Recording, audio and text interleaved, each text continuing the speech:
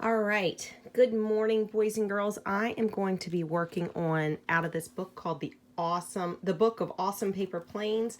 It's got 12 different planes in it. There's some pictures of the planes down at the bottom, and we are going to actually do this one, and it's on page 12. This is called our table of contents, and as most of you guys know, the table of contents shows us where to find different things. So here it is, page 12. So I'm going to turn to page 12. I will tell you that some of these, see it says page, some of these books, actually, I'm going to move my camera just a little bit. Some of these airplanes require different sizes of paper. If you guys look, this has all the same size, the same length sides. So it is called a square. A square has 4 equal sides, and it has 4 of them, so that's the way you know it's a square. A rectangle is a little different. It can have different lengths. Now, squares can be rectangles, but rectangles can't be squares. That is a tricky thing to think about. Wrap your brain around that for a minute. So this book is pretty cool. It actually gives me paper within it. So, and it's already cut to size for me. So let me go ahead and get out a piece. And we are going to, oh, I like this one. Oh, I don't know which side to use. Anyway, I think I'm going to use, well, it doesn't matter because I'm going to fold it. So there are a couple things you do need to know about this. And one of the things you need to know is that there are different ways you have to turn the paper. So for today, we're going to turn it this way. So it looks like a rhombus. All right. I don't know if you guys can see the whole thing. So the first step says to fold that rhombus in half like a taco. That's what I would like to call it, a taco fold. So here is step 1. We're going to fold it right in half, just like that. I'm going to zoom out just a little bit so you guys can see the whole page. All right. So that's step 1. Then it says to unfold that. So we're going to open it back up to look like that. Ta-da! That was so easy. Step 1 was super easy. Step 2. Step 2 is a little bit different. We're actually going to take, it says to fold the left and right corners in towards the middle, not quite touching. So we're going to go in, but we're not going to quite touch. So luckily, this paper is nice and bright so you can see. Here's my crease.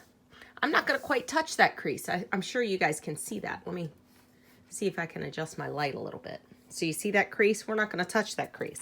We're going to do the same thing on the other side because we don't want them to quite touch. So I'm actually going to bring this one in just a little bit more. And you can adjust it if you need to. It's really not a big deal. So now I have 1, 2, 3 creases, but I have 1, 2, 3, 4 sections. They are not equal sizes, but we are going to go in and do the next step. So the next step basically says to leave your paper airplane folded like this, which is what we're going to do. So I'm going to bring this one in just a little bit more so that I kind of have the same size on both sides. And you notice I have some extra creases. That's okay. It'll happen. So the next step says to fold the left and right side in again, this time touching at the crease. So this time we're actually going to come all the way into this crease. So here we go. We're going to fold in, touch the crease. And then guess what? We're going to do the same thing on this side. Fold in, touch the crease. All right, so if you look at that, to me, it looks like Dad's tie. It looks like a tie that he would put on his shirt and wear to church on Sunday. So if you wanted to make Dad a tie for Sunday, Easter Sunday, and you can't get out to the store, make him a tie out of paper. It'll be super fun. Anyway, that's where we're at. So now we're on step 4. It says turn over. This is the hardest part. Oh! All right, got it turned over. Good job. We did it. Step 5. This is actually the hardest part. It says mountain fold the plane in half, then valley fold to create the wings. So we have to mountain fold in half, which means we fold it in half like this. And then we have to valley fold to create the wings. So we're going to take this part, this whole section, so like you can see that I have my gray. So I have the fold and then I have a piece. I'm going to take and fold that up and make a valley. All right. Womp womp. All right, so there's that one. Now I have to turn it over, and guess what? Do the same thing to the other side. Now, my folds are a little off on this side, but that's okay because I don't think it's going to make a difference in the way it flies. So now what you have is you have this awesome... Oh, I may have made a mistake here. Hold on. Oh, I see what I did. Okay, so we turn this over, and now we have to flatten out that piece. We should have only folded in the top piece.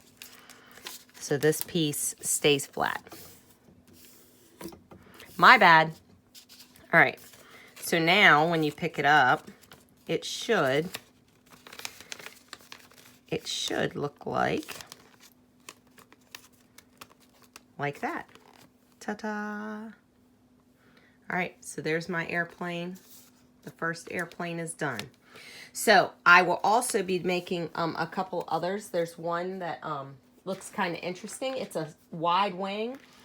It glides slowly through the air like a bird of prey. So if you guys remember the pterodactyl that I read about, Dinosaurs Before Dark, not everybody on YouTube got to hear it, but some of the students at our school did. So Dinosaurs Before Dark, there was a pterodactyl. If you guys get a chance to read that book, you should. And the pterodactyl has nice wide wings so it can glide and soar through the air.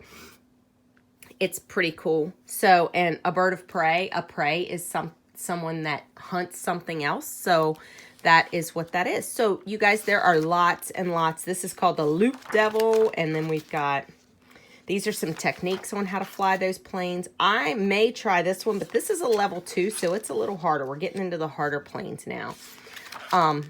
Oh, the Space Dart. I think that one looks really cool.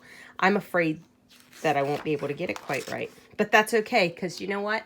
Sometimes we have to fail in order to succeed. So you have to kind of fail and learn from your mistakes and then try again. That's all you can do, right?